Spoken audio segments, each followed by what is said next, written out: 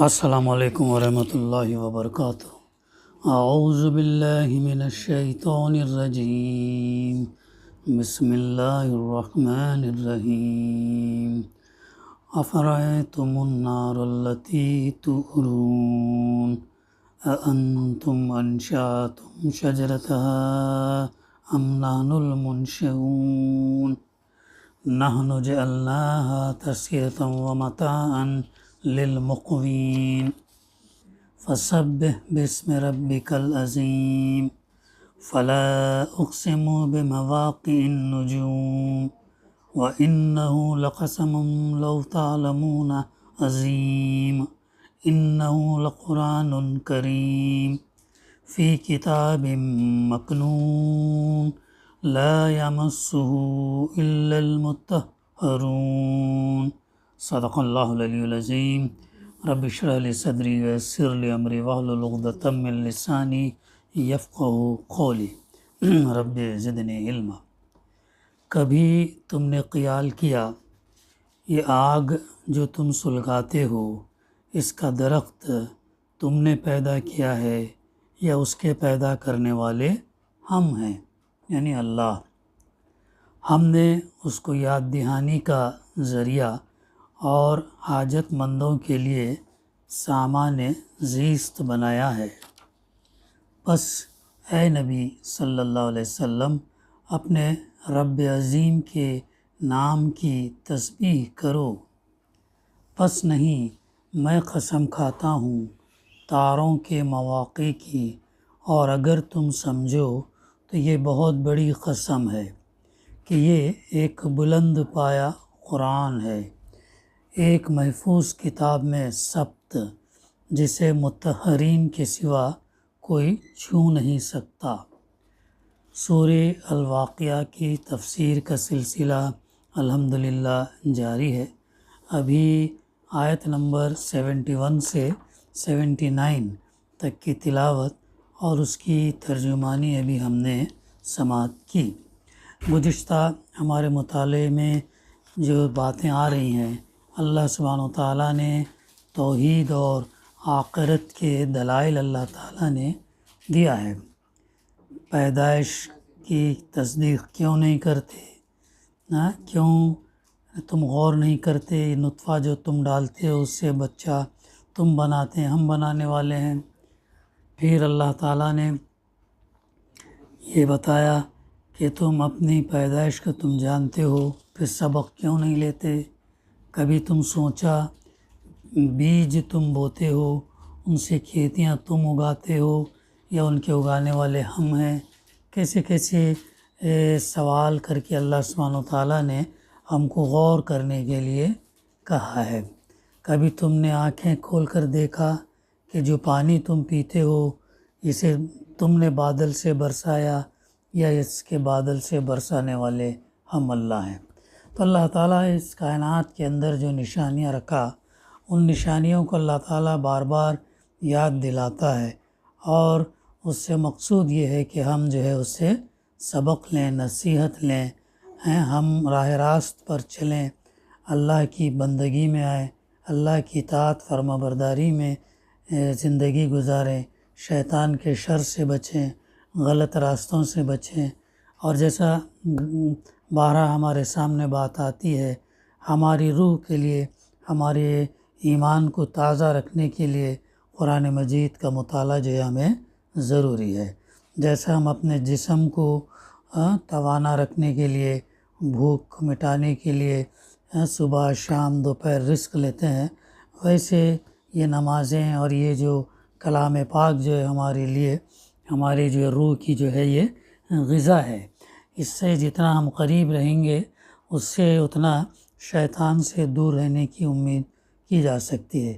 جتنا اس سے سستی، غفلت اور دوری ہم برتیں گے اتنا جو ہے پھر ہمارا نفس پھر جو ہے اور دوسری چیزوں میں ملوث ہوتا، شیطان پھر وسوسے ڈالنے میں کامیاب ہوتا۔ اب ان نشانیوں پہ اللہ تعالیٰ پھر یہ بھی پھر سوال یہی کیا کہ جو ہے تم یہ پانی اور اس کی جو ہے پانی جو تم پیتے ہو، تو اللہ تعالیٰ چاہے تو اسے سخت کھاری بنا کر رکھ دے، لیکن پھر کیوں تم شکر گزار نہیں، شکر کیوں نہیں کرتے اللہ کا؟ شکر زبان سے بھی کرنا ہے، عمل سے بھی کرنا ہے، اور اس کی رحمتیں برکتیں جو اللہ نے دے رہا ہے اس کا تقاضا یہ ہے کہ ہم جو ہے عمل کریں، عمل کر کے اس کی جو ہے شکر ادا کریں۔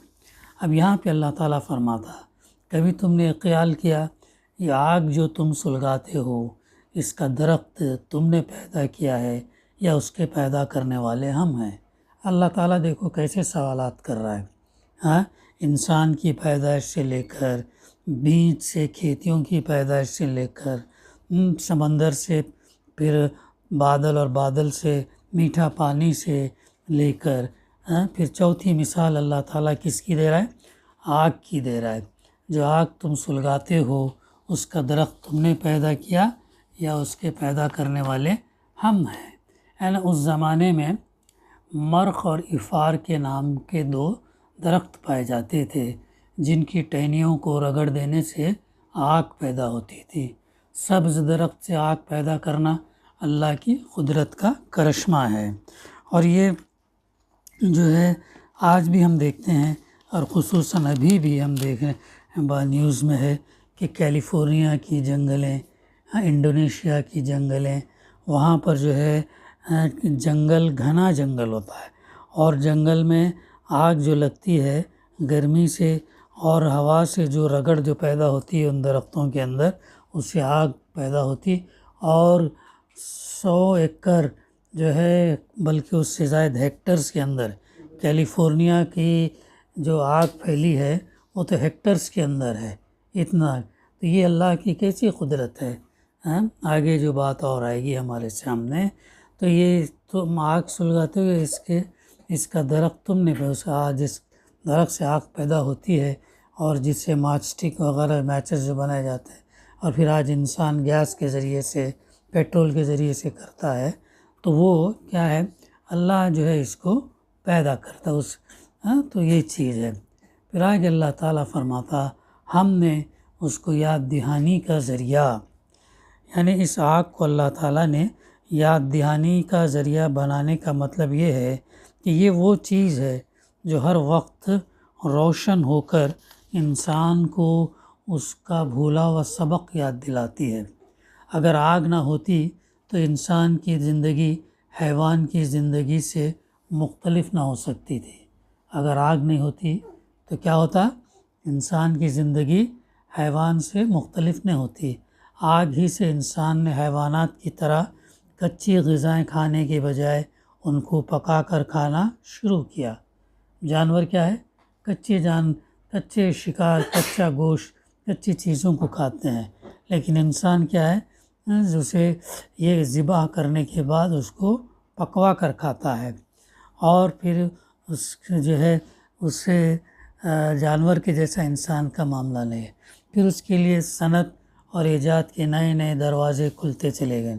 ظاہر ہے کہ اگر اللہ وہ ذرائع پیدا نہ کرتا جن سے آگ جلائی جا سکے، اور وہ آتش پذیر مادے پیدا نہ کرتا جو آگ سے جل سکیں، تو انسان کی ایجادی صلاحیتوں کا قفل ہی نہ کھلتا۔ آج آگ کے ذریعے سے اللہ تعالیٰ نے کیسے کیسے پکوان، کیسے کیسے ذائقے والے لذیذ چیزیں جو ہے اس سے یہ کرتا ہے، اس کی نعمتوں کو استعمال کرتا ہے، لیکن غور نہیں کرتا،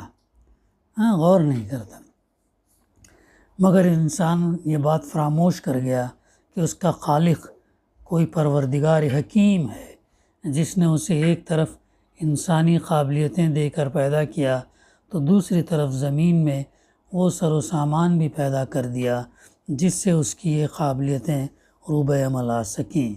وہ اگر غفلت میں مدہوش نہ ہو تو تنہا ایک آگ ہی اسے یاد دلانے کے لیے کافی ہے کہ یہ کس کے احسانات اور کس کی نعمتیں ہیں جن سے وہ دنیا میں متمتع ہو رہا ہے۔ تو انسان جو ہے ایسی نعمتوں کو، نشانیوں کو انسان جو ہے تھوڑا غور فکر کر کے جو ہے وہ کیا ہے؟ راہ راست پر آ سکتا ہے، وہ جو ہے سیدھے راستے پر آ سکتا ہے۔ قرآن ہم کو بار بار یاد دلاتا ہے، آگے اللہ تعالیٰ فرما رہا آگے اللہ تعالیٰ فرما رہا کہ اور حاجت مندوں کے لیے سامان زیست بنایا، یاد دہانی کا ذریعہ، اور ضرورت مندوں کے لیے سامان زیست بنایا. یعنی اس کی تفسیر میں ہے، اصل میں لفظ مقوین استعمال کیا گیا. اس کے مختلف معنی اہل لغت نے بیان کیے. بعض اسے صحرا میں اترے ہوئے مسافروں کے معنی میں لیتے ہیں، بعض اس کے معنی بھوکے آدمی کے لیتے ہیں، اور بعض کے نزدیک اس سے مراد وہ سب لوگ ہیں جو آگ سے فائدہ اٹھاتے ہیں، چاہے وہ کھانا پکانے کا فائدہ ہو، یا روشنی کا، یا تپش کا، یا سردیوں کے اندر جو ہے وہ اس سے کیا کرتے ہیں، گرمی لیتے ہیں. وہ تمام اس چیزوں سے انسان جو ہے فائدہ اٹھا رہا ہے. آگے اللہ تعالیٰ فرماتا فَسَبِّحْ بِسْمِ رَبِّكَ الْعَظِيمِ، بس اے نبی صلی اللہ علیہ وسلم اپنے رب عظیم کے نام کی کیا کرو، تسبیح کرو. یعنی اس کا مبارک نام لے کر یہ اظہار اور اعلان کرو کہ وہ ان تمام عیوب اور نقص نقائص اور کمزوریوں سے اللہ پاک ہے جو کفار اور مشرکین اس کی طرف منسوب کرتے ہیں، اور جو کفر شرک کے ہر عقیدے اور منکرین آخرت کے ہر استدلال میں مضمر ہیں. تو اللہ کے رسول صلی اللہ علیہ وسلم کو اور آپ کے واسطے سے آپ کے پیروں کو یہ دی گئی ہے کہ ان کھلی حقیقتوں سے لوگ جو ہے اگر آنکھیں بند کیے رہتے ہیں تو رہیں. تم اپنے رب عظیم کی پاکی بیان کرو. سبحان اللہ جو ہم پڑھتے ہیں تو اس کے اندر اللہ سبحانہ وتعالیٰ کی بیان کرنا، اور ساتھ ساتھ یہ رکھنا کہ اللہ تعالیٰ ہر نقص، ہر شرک، ہر برائی، ہر کمزوری سے اللہ پاک ہے. اس کانٹیکسٹ کے اندر ہم سبحان اللہ کو سمجھنا، پڑھنا، نماز کے بعد جو پڑھتے ہیں وہ ذہن میں رکھنا. تم اپنے رب عظیم کی پاکی بیان کرو کہ وہ ہر قسم کے عیب شرک سے پاک ہے، اور اس کے نام کی تسبیح کرو. اللہ کے نام کی تسبیح مثلاً سبحان اللہ یا سبحان ربی العظیم کہنا عقیدے کی صحت کو بھی ظاہر کرتا اور بہترین عبادت جو ہے بھی ہے. تو یہ جو ہے یہاں پر یہ فرمایا گیا. اب آگے اللہ تعالیٰ جو فرماتا ہے فلا، یہاں تک جو ہے توحید اور اس کے دلائل ہے، آخرت کے دلائل جو ہے اللہ تعالیٰ نے دیے ہیں. آگے فلا اقسم بمواقع النجوم، پس نہیں، یعنی بات وہ نہیں ہے جو تم سمجھے بیٹھے ہو. یہاں قرآن کے من جانب اللہ ہونے پر قسم کھانے سے پہلے لفظ لا کا استعمال خود یہ ظاہر کر رہا ہے کہ لوگ اس کتاب پاک کے متعلق کچھ باتیں بنا رہے ہیں. تجھے جن کی تردید کرنے کے لیے یہ قسم جو ہے دراصل کھائی جا رہی ہے، یہ قسم جو ہے کھائی جا رہی ہے. لا، ہاں، بس نہیں، میں قسم کھاتا ہوں تاروں کے مواقع کی، اور اگر تم سمجھو تو یہ بہت بڑی قسم ہے کہ یہ ایک بلند پایا جو ہے قرآن ہے. وَإِنَّهُ لَقَسَمٌ لَوْ تَعْلَمُونَ عظیم، ایک بلند پایا قرآن ہے. تاروں اور سیاروں کے مواقع سے مراد ان کے مقامات، ان کی منزلیں اور ان کے مدار ہیں، اور قرآن کے بلند پایا کتاب ہونے پر جو ہے ان کی قسم کھانے کا مطلب یہ ہے کہ عالم بالا میں اجرام فلکی آربٹس کا نظام جو ہے جیسا محکم اور مضبوط ہے، ویسا ہی مضبوط اور محکم یہ کلام بھی ہے. جس اللہ نے وہ نظام بنایا اسی خدا نے یہ کلام بھی نازل کیا.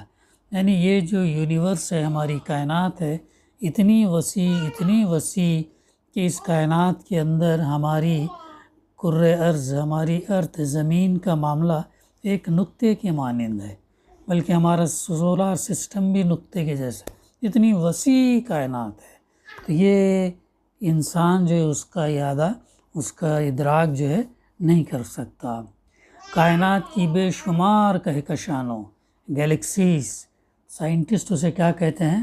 فیو ملین بلین گیلیکسیز کہتے ہیں۔ ایک گیلیکسیز کتنا وسیع ہے، اور ان کے اندر، گیلیکسیز کے اندر بے حد اور حساب تارے، سٹارز اور سیاروں، پلانٹس میں جو کمال درجے کا ربط اور نظم، جو الیکٹرو میگنیٹک میکینزم سے، یا جیسا انسان جو سمجھا ہے، پر اللہ کیسے کہ ہم اس کا یہ نہیں کر سکتے، تو اللہ تعالیٰ نے جو بھی ربط نظم قائم کیا رکھا ہے، درحال یہ کہ بظاہر وہ بالکل بکھرے ہوئے نظر آتے ہیں۔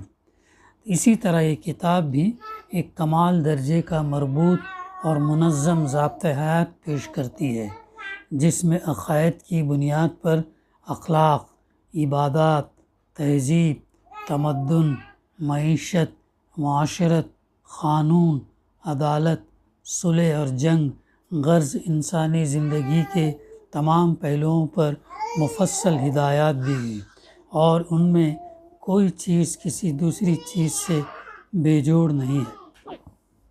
درحال یہ نظام فکر متفرق آیات اور مختلف مواقع پر دیے ہوئے خطبوں میں بیان کیا گیا۔ پھر جس طرح اللہ کے باندھے ہوئے عالم بالا کا نظم اٹل ہے، جس میں کبھی ذرہ برابر فرق واقع نہیں ہوتا۔ یہی چیز ہم غور کر لیں کہ جو ہماری زمین اپنے ایکسس پہ، اپنے محور پر 1000 کلومیٹر پر آور کے رفتار سے جو ہے کیا کر رہی ہے؟ گھوم رہی ہے۔ تبھی کہیں جا کے 24 گھنٹے دن ہوتا ہے، رات اور دن، 12 گھنٹے دن، 12 گھنٹے رات ہوتا ہے۔ اور اسی طریقے سے 365 دن میں ایک زمین کیا ہے؟ سورج کے اطراف جو ہے وہ گردش کر رہی ہے۔ تو اس کے اندر نہ جو ہے کوئی رفتار کم ہوتی ہے، نہ رفتار زیادہ ہوتی ہے۔ رفتار اگر کم ہوگی تو ظاہر ہے دن اور رات بڑے ہو جائیں گے، رفتار اگر زیادہ ہو جائے گی تو دن اور رات چھوٹے ہو جائیں گے۔ تو اللہ تعالیٰ نے پتہ نہیں کتنے کروڑوں سال سے جو اللہ تعالیٰ نے یہ نظام چلا رہا ہے، اور جو مسلسل رات کے بعد دن، دن کے بعد رات جو ہے وہ چلتے آتی ہے۔ تو پھر جس طرح اللہ کے باندھے ہوئے عالم بالا کا نظم اٹل ہے، جس میں کبھی ذرہ برابر فرق واقع نہیں ہوتا، اسی طرح اس کتاب میں بھی جو حقائق بیان کیے گئے ہیں اور جو ہدایات دی گئی ہیں وہ بھی اٹل ہیں۔ کتنا بہترین کمپیریشن ہے، سٹارز، گیلیکسیز، پلانٹس، ان کا نظم، ان کا یہ، اور اس کے اندر جو ہدایات، جو قوانین، جو حقائق بیان کیے گئے، ہدایت دی گئیں، وہ بھی اٹل ہیں۔ ان کا ایک شوشہ بھی اپنی جگہ سے ہلایا نہیں جا سکتا۔ یہ تمام چیزیں اللہ کے فرما بردار ہیں، اوبیڈینٹ ہیں۔ اسی کا نام مسلم ہے، فرما بردار ہے، اوبیڈینٹ ہے۔ تو یہ ہے وہ بات جو یہاں پر کہی جا رہی ہے کہ بہت بڑی یہ کہ ایک بلند پایا قرآن ہے۔ قرآن جو ہے معمولی کلام نہیں، بلکہ ایک بلند پایا قرآن۔ پھر آگے فرمایا اِنَّهُ لَقُرْآنٌ کریم، ایک محفوظ کتاب، ایک بلند پایا قرآن ہے، فی کتاب مکنون، ایک محفوظ کتاب میں ثبت ہے۔ اس سے مراد ہے لوح محفوظ، اس کے لیے کتاب مکنون کا لفظ استعمال کیا گیا ہے، جس کے معنی ہے ایسا نوشتہ جو چھپا کر رکھا گیا ہے، یعنی جس تک کسی کی رسائی نہیں ہے۔ اس محفوظ نوشتے میں قرآن کے ثبت ہونے کا مطلب یہ ہے کہ نبی صلی اللہ علیہ وسلم پر نازل کیے جانے سے پہلے وہ اللہ تعالیٰ کے ہاں اس نوشتہ تقدیر میں ثبت ہو چکا ہے، جس کے اندر کسی رد و بدل کا امکان نہیں ہے، کیونکہ وہ ہر مخلوق کی دسترس سے بالاتر ہے۔ قرآن کے معنی بکثرت کیا ہے؟ پڑھی جانے والی کتاب کے ہیں۔ قرآن کلام الہی ہونے اور اپنی بہترین خصوصیات کی بنا پر اس لائق ہے کہ اسے بار بار پڑھا جائے، اور اس کا اہتمام شریعت نے اس طرح کیا کہ ہر نماز میں بلکہ اس کی ہر رکعت میں قرآن کی قرأت ہوتی ہے۔ اس کے علاوہ بھی اس کی تلاوت اس کثرت سے ہوتی ہے کہ دنیا کی کوئی کتاب اس کے مقابلے میں پیش نہیں کی جا سکتی۔ اس کی تلاوت کا نہایت خوشگوار اور روح پرور منظر رمضان کے راتوں میں دیکھا جا سکتا ہے۔ قرآن کی صفت کریم بیان ہوئی، جس کی معنی عزت والے کی بھی ہیں اور فیض بخشی کی بھی ہے۔ قرآن نہایت وقی اور بلند پایا کلام ہے۔ اس میں جو بات بھی کہی گئی بلند سطح سے کہی گئی ہے۔ اس کلام کی ایک شان ہے اور وہ ہر لحاظ کے قابل احترام ہے۔ مزید برآں اس کی فیض بخشی ایسی ہے کہ گویا خیر کے چشمے بہا دیے گئے ہیں۔ بڑے ناقدرے ہیں وہ لوگ جو اس کی قدر نہ کریں۔ بڑے ناقدرے ہیں وہ لوگ جو اس کی قدر نہ کریں۔ پھر کتاب مکنون کی جو بات ہے، لوح محفوظ، اللہ تعالیٰ سورہ بروج میں فرماتا بل هو قرآن مجید فی لوح محفوظ، بلکہ ایک بزرگ قرآن ہے جو لوح محفوظ میں ہے۔ یعنی آسمان میں کتاب نہایت اہتمام کے ساتھ محفوظ کر دی گئی، جہاں فرشتوں کے سوا کسی کی رسائی نہیں ہے۔ آگے جب اللہ تعالیٰ فرماتا ہے لا یمسہ الا المطہرون، جسے مطہرین کے سوا کوئی چھو نہیں سکتا، اس کی تفسیر تھوڑی طویل ہے، بہرحال ہم اس تھوڑا مطالعہ کریں گے۔ یہ اس کے یہ ہیں کہ مطہرین یعنی پاکیزہ سے مراد فرشتے ہیں جو ہر قسم کے گناہ اور شر سے پاک ہیں۔ تبری اور دوسرے مفسرین نے بھی اس سے مراد فرشتے ہی لیے ہیں۔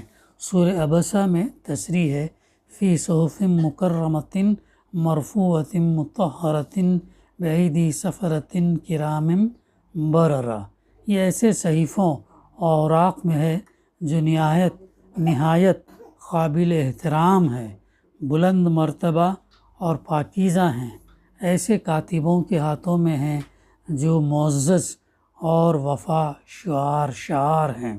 سورہ عبسہ آیت نمبر 13 تا 16۔ اور یہاں واضح کرنا یہ مقصود ہے کہ قرآن کے بارے میں منکرین کا یہ شبہ کہ وہ شیطان کا اتارا ہوا ہے بالکل غلط اور سراسر جھوٹ ہے۔ قرآن مجید کلام الہی ہے اور اس کا منبع یعنی سورسز لوح محفوظ ہے جو آسمان میں ہے۔ وہاں کسی شیطان کی رسائی ممکن ہی نہیں کہ اس کو لے کر اڑیں اور اس میں آمیزش کریں۔ وہاں پاکیزہ فرشتے ہی پہنچتے ہیں، وہی اس کتاب کو چھوتے ہیں اور وہی حکم الہی کے مطابق قرآن کی آیتوں کو جوں کا توں لے کر نازل ہوتے ہیں۔ بہت اہم باتیں ہیں، غور سے توجہ کریں ہم۔ ان کے سردار جبریل علیہ السلام پیغمبر پر وحی کرتے ہیں۔ نزول قرآن کا یہ کام پاکیزہ صفت فرشتوں کے ذریعے انجام پاتا ہے، اس لیے اس میں نہ فرشتوں کے اپنے کلام کا دخل ہو سکتا ہے اور نہ شیطان کا۔ نبی صلی اللہ علیہ وسلم نے قیصر روم کو خط لکھا تھا، اس میں قرآن کی چند آیتیں بھی درج تھیں، تو کیا جو شخص اس خط کو لے گیا تھا اس کو اس بات کی تاکید کی گئی تھی کہ وہ بلا وضو اسے ہاتھ نہ لگائیں۔ حضرت ابن عباس، شیبی، ضحاک، زید بن علی، موید اور دوسرے صحابہ اس بات کی قائل ہیں کہ بلا وضو قرآن کو ہاتھ لگایا جا سکتا ہے۔ فقہ سنہ میں اس کا تذکرہ۔ قرآن کی تلاوت اور اس کے مطالعے کے لیے باوضو ہونا یقیناً باعث خیر اور برکت ہے، کیونکہ باوضو ہونے کی صورت میں پاکیزگی کا زیادہ احساس ہوتا ہے اور خیالات کو پاکیزہ رکھنے میں بڑی مدد ملتی ہے۔ لیکن وضو کے بغیر قرآن کو ہاتھ لگانے کو حرام قرار دینا فقہی شدت کے سوا کچھ نہیں۔ یہ شدت موجودہ زمانے میں لوگوں کو زبردست مشکلات میں ڈالنے والی ہیں، کیونکہ قرآن کے نسخوں کو فروخت کرنا، ان کو خریدنا اور ان کو ایک جگہ سے دوسری جگہ لے جانا، ان کو چھاپنا اور ان کی جلد بندی کرنا، سب کے لیے وضو کی قید کوئی عملی بات نہیں ہے۔ یہ قید اشاعت قرآن کے سلسلے میں بہت بڑی رکاوٹ ہے۔ یہ کتاب خوبصورت جزدان میں بند رکھنے کے لیے نہیں ہے، بلکہ اس لیے ہے کہ اس سے قدم قدم پر رہنمائی حاصل کی جائے اور اس کو بکثرت پھیلایا جائے۔ واقعہ یہ ہے کہ دین میں جو آسانیاں تھیں وہ فقہی شدت کی وجہ سے برقرار نہیں رہ سکیں۔ یہ تفسیر جو ہے مولانا شمس پیرزادہ صاحب اپنی کتاب جلد سوم دعوت القرآن کے اندر لکھے ہیں۔ تو آگے تھوڑی سی اور تفسیر ہے اس کی، انشاءاللہ ہم آئندہ لیں گے۔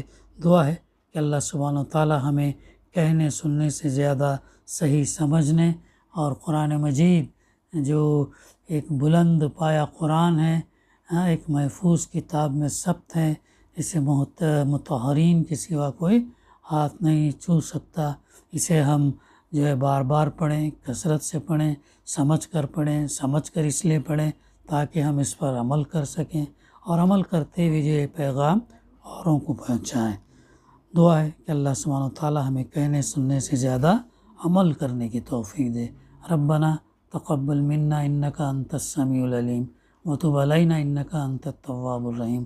صلی اللہ تعالی علی خیر خلقہ وعلی آلہ وصحبہ اجمعین۔ الحمد للہ رب العالمین۔